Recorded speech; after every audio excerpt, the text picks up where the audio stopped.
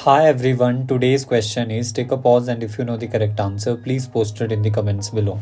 Given below are the statement regarding RNA polymerase के बारे में बात की गई है और प्रोकैरियोट्स के बारे में।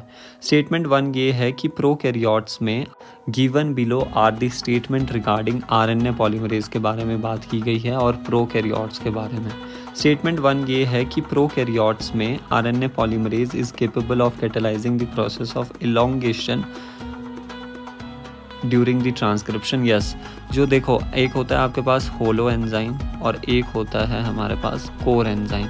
कोर एंजाइम आरएनए पॉलीमरेज की हम बेसिकली बात कर रहे हैं।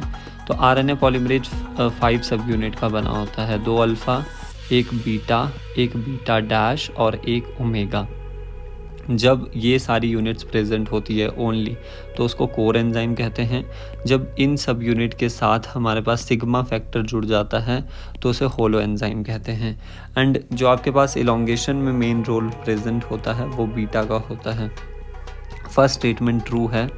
नेक्स्ट है हमारे पास RNA polymerase associate transiently with rho factor to initiate the transcription. ये बिल्कुल गलत है। जब रो फैक्टर आपके पास जुड़ता है RNA पॉलीमरेज के साथ तो हमारे पास क्या होती है, टर्मिनेशन होती है। और जब हमारे पास सिग्मा फैक्टर RNA पॉलीमरेज के साथ जुड़ेगा तो वो इनिशिएशन होती है।